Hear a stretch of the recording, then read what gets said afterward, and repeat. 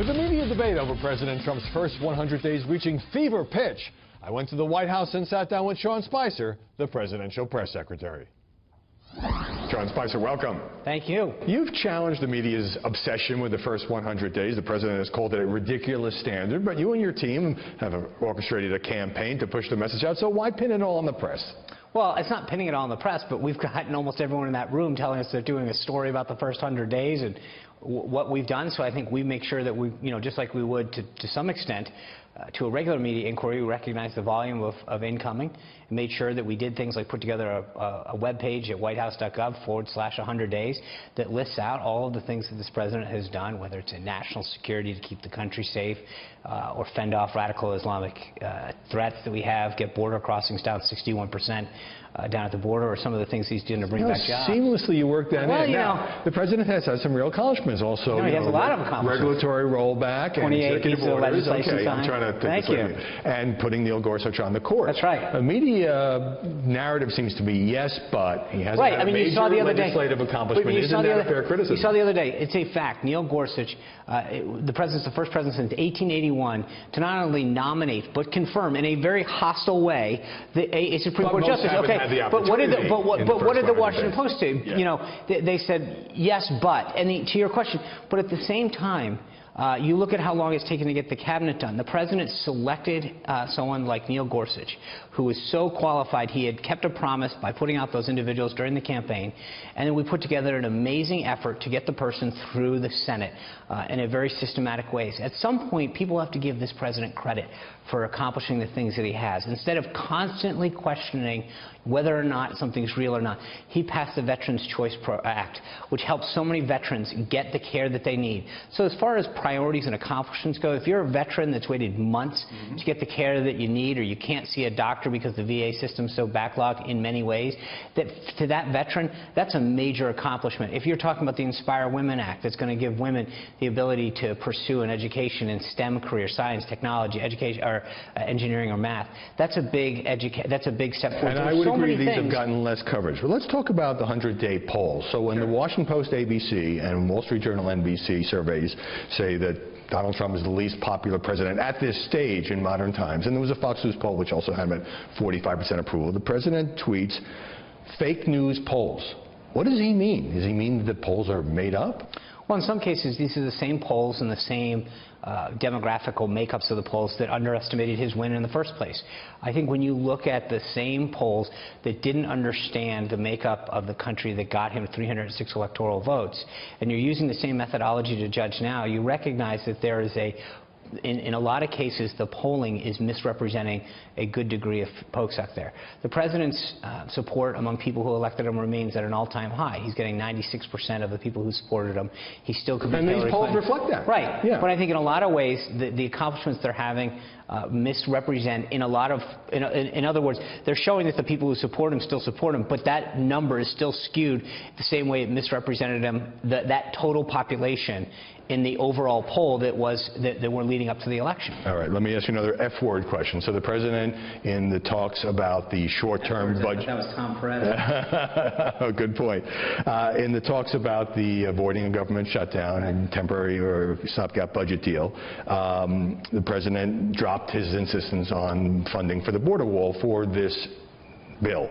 He tweeted, "Don't let the fake media tell you that I've changed my position on the wall." Well, nobody's saying he's changed position on the wall. What they're saying is he's not getting the money out of Congress right now. So again, why fake news? Well, because I think again, you just accurately portrayed what's happening, meaning that he is getting money in fiscal year 17 to start the planning of the wall. Then FY18, which starts at the end of September, he'll have more money to start the construction of it. You don't think the media have accurately portrayed it? Absolutely no. They tried to talk about the fact that he wasn't getting certain things and he'd fallen back. The reality is that there's a planning phase, which we will be in, and then there's a building phase. And we're going to do a lot to enhance the existing structures that are out there, to increase and fortify a lot of the elements that are down there. But the reality is that, again, nothing that this president does can ever just be like, applauded for him being successfully doing what he said he can do and getting results. There's always got to be a caveat in the mainstream media, and I think that's where the disappointment comes through. All right. You have been getting press in the briefing room this week about Michael Flynn, the former National Security Advisor. There have been questions about him taking tens of thousands of dollars from Russia. There have been questions about why he wasn't vetted more closely. You've explained that he was vetted originally by the Obama administration. Transition team didn't vet him. My question is, no matter how reporters have phrased it, you seem to go out of your way not to want to criticize General Flynn at all. Why is that? I mean, hasn't he become a bit of an embarrassment to the White House? Well, a couple things. It's not my job.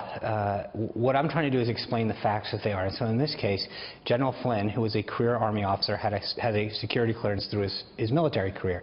The point that people are trying to make is say somehow we should have done something different than the process allows.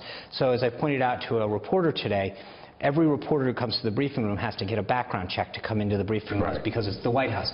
And that same security check applied on, the morning of January 20th, and it applied on the evening of January 20th when there's a new administration. A security check is a security check. So General Flynn went through the same security check that every other government employee who has a security clearance went through. His was the accusation from Democrats was that an event in 2015 should have been picked up. Okay, fair enough.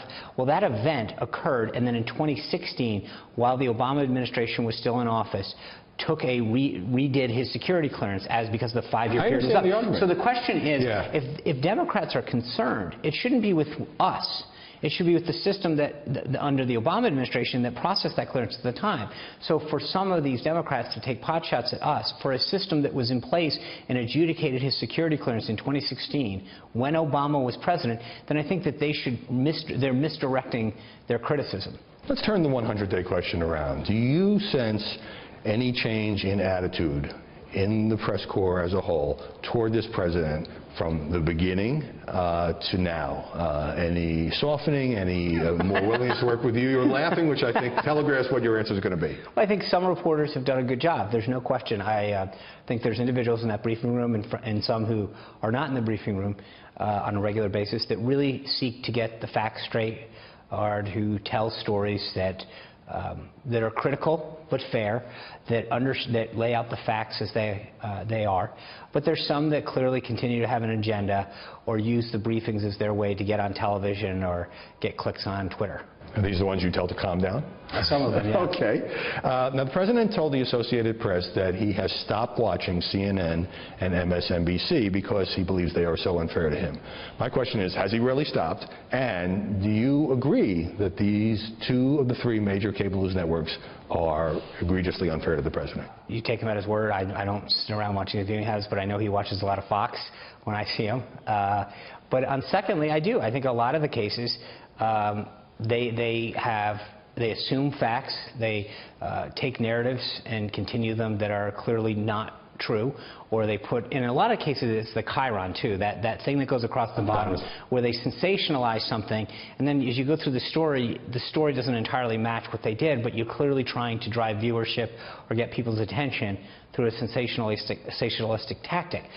But I do think that a lot of times the coverage is not fair, the stories that they cover, and frankly a lot of times it's also what they don't cover. And that's the story selection. But just to be clear, there are a lot of journalists at CNN and MSNBC, and there are also a lot of commentators. Are you suggesting that most of those at those 2 networks are just unfair to President Trump? I can't say I've done any kind of massive analysis, but I would tell you that there are some at both that clearly are try to sensationalize things, drive narratives that aren't fair or are not consistent with the facts. And for as much as they criticize us, it's interesting how many times they write a story or they perpetuate a narrative that is not false, and they always come back to, well, but what we meant was. They always have the benefit of the doubt. They never clean up their own mistakes. They rarely admit fault. And yet so many times they're the first ones to throw the stone and they're the last ones to admit fault. The Washington Post reports that at a meeting last month, the president said to some colleagues, there's no way he'd get rid of you because the guy gets great ratings. People tune in. So is there some pressure on you to not only answer the questions and do all the things that press secretary does, but to put on a compelling show because it's carried live virtually every day? Now, I think there's a compelling argument that my job is to go out and do the best job I can every day to respect the honor and privilege that he's given me and the rest of the team. Isn't there some theater to the job? Because you got the television correspondents who are poking and prodding you and trying to get a reaction from you. The bottom line, Howie, is that they'll cover it when they want. They won't cover it when they want. My job, whether it's on camera or off camera, is to go out and help facilitate the accomplishments the president's had, to help tell his story, to amplify the message that he has. That's it. And it's an honor to do it every day. It's a tremendous privilege. But so I'm going to go to do the best job I can every day of the week. And on that humble note, Sean Spicer, thanks very much for sitting down with us here in the old Executive Office Building.